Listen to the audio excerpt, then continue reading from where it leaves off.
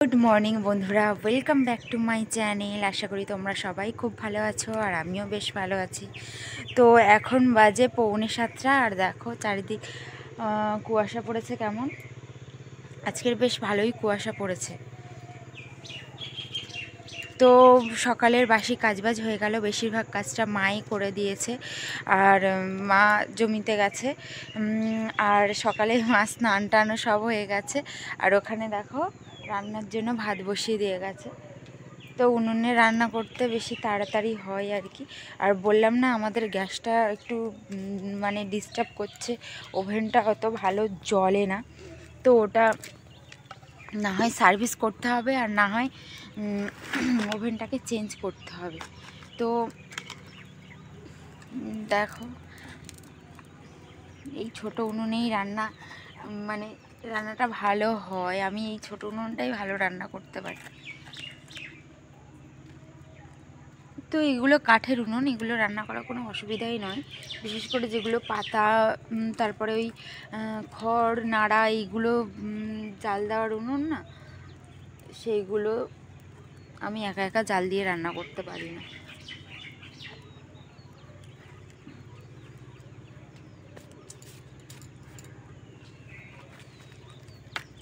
আর রান্না বান্নার সবজি টবজিও মা কালকের কেটে রেখেছিল।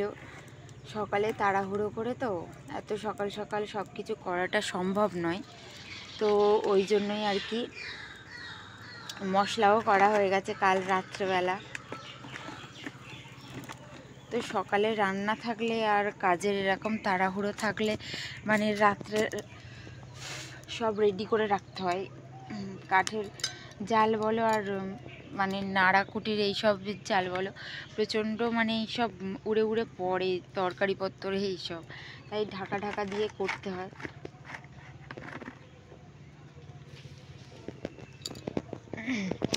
তো আজকে শুক্তো হবে, যার জন্য সব সবজি কেটে রেখেছে। কিন্তু এই গাছটার বেগুন আর কি তোলা ছিল না, ওই জন্য মা এখন তুলে দিয়ে গেছে। তো বেগুনটাই শুধু কাটলে হয়ে যাবে।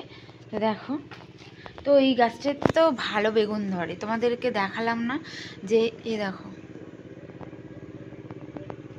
ভালো বেগুন ধরে এই গাছটাতে। তো চারটে মতো বেগুন তুলে রেখেছে।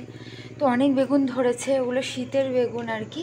তো আগের বছর পুঁতেছিল, আর ওগুলোতে মানে মাঝখানে হচ্ছিল না বলে দুটো গাছ তুলে ফেলে দিয়েছে। তো একটা গাছ রেখে দিয়েছে, সেটাতে এখন ভালোই বেগুন হচ্ছে আর খাওয়া হচ্ছে। তো চলো বেগুনটা কেটে নিই। আর সাইবাবু তো ঘুমাচ্ছে, সাইবাবু আর সাইবাবুর বাবা ঘুমাচ্ছে। আমি ওর জন্য জলটাও গরম করে রেখেছি। তো আমি বেগুনটা কেটে নিই, চলো। ভাতটা এখনও ফোটেনি, চলো।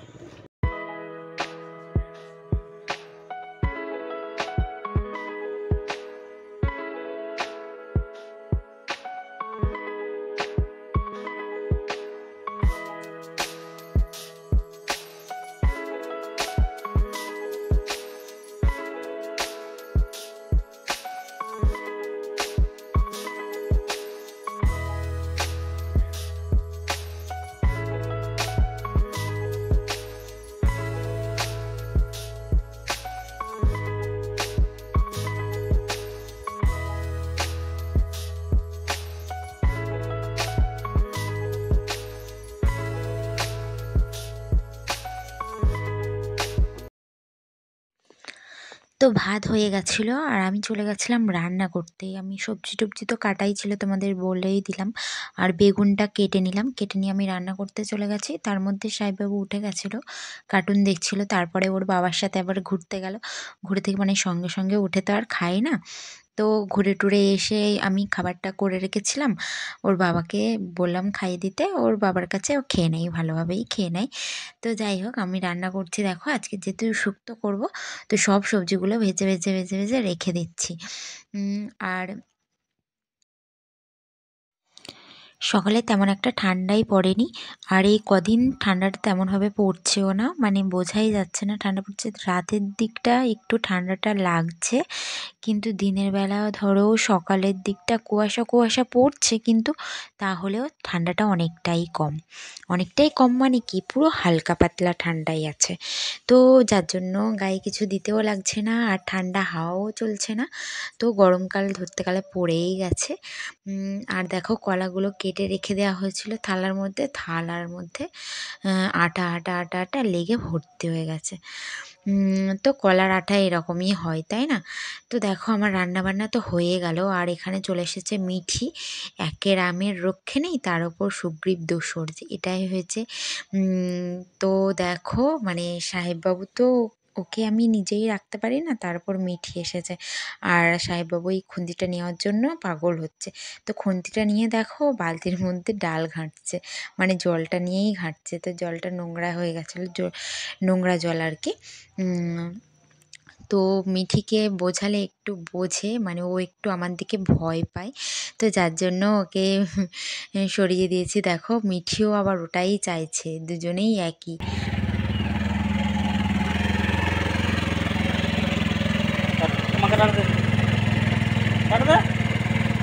টাটা দে টাটা দে।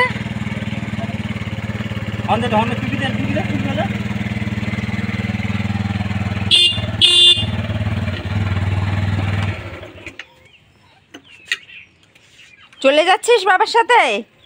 বাবা তোকে নিয়ে যাবে না তো।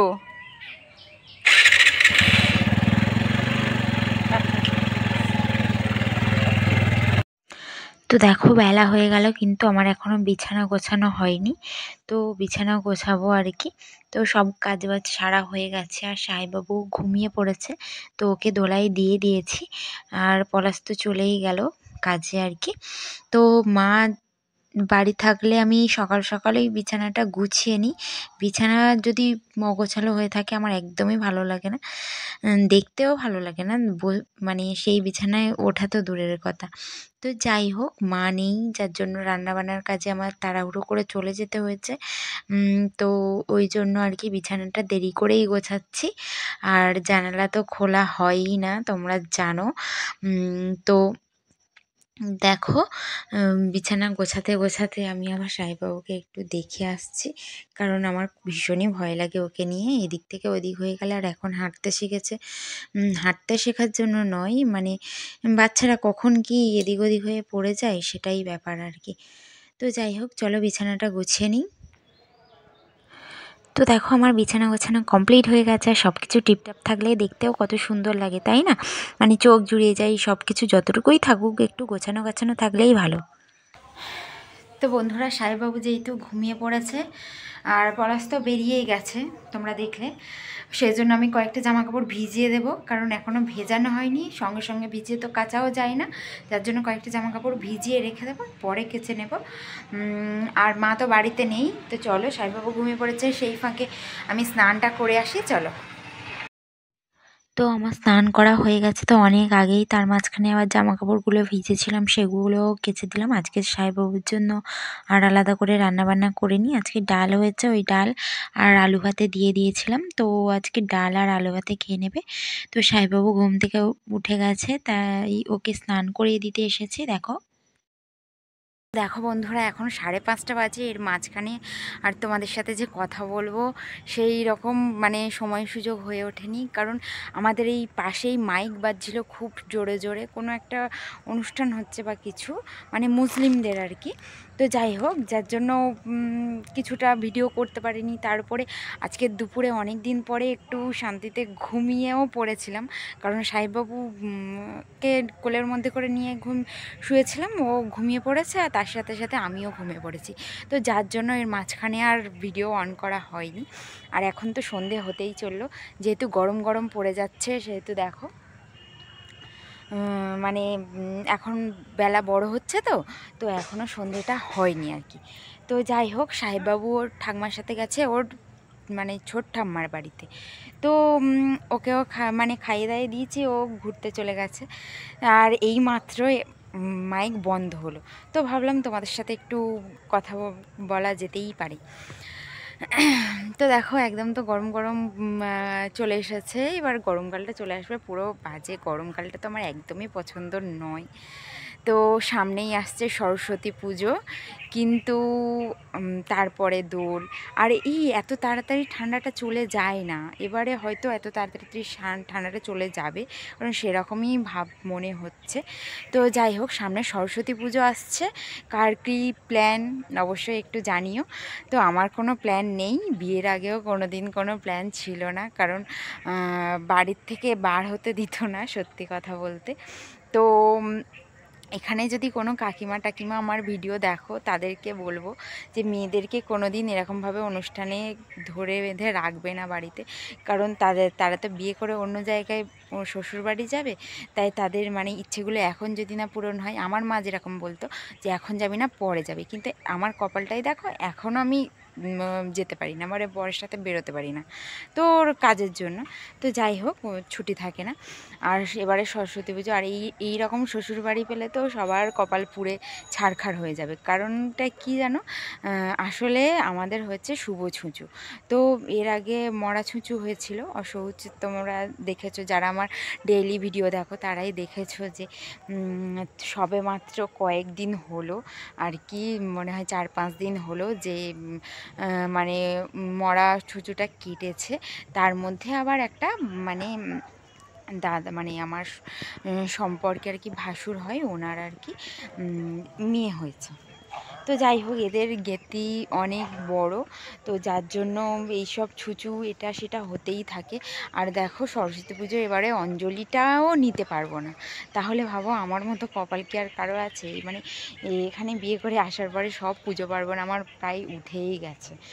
মানে যে কোনো একটা পুজো আসবে, কোনো পার্বণ আসবে, এই ছুঁচু ওই ছুঁচু এইগুলোই থেকে থেকে মানে সব কি বলবো, মনটা ভীষণই খারাপ হয়ে যায়। একে তো পলাশ বাড়ি থাকে না, ওর কথা বাদই দাও, ওর ছুটি থাকে না। তো যাই হোক, কাজ না করলে খাবো কি, তাই না? তো এই জন্য আর কি, কী আর বলবো, সবই কপাল। আমার কপালে যেটুকু ছিল সেটুকু তো আমাকে নিতেই হবে। তো যাই হোক, মশাও উঠেছে, গরমকালে প্রচণ্ড মশা ওঠে। তো যাই হোক, তার উপরে এই সন্ধেবেলাটা, মানে সন্ধে সন্ধে হবোটা সময় আর কি, প্রচণ্ড মশা ওঠে, খুব বিরক্তিকর লাগে এই মশা টশা উঠলে। তো যাই হোক, আজকের মতো এই ভিডিওটা এখানেই শেষ করছি। তো আমার চ্যানেলে নতুন বন্ধু হয়ে থাকলে অবশ্যই চ্যানেলটাকে সাবস্ক্রাইব করে দিও। আর তোমরা সবাই ভালো থেকো, সুস্থ থেকো। তো দেখা হচ্ছে তোমাদের সাথে পরের ভিডিওতে। চলো, টাটা।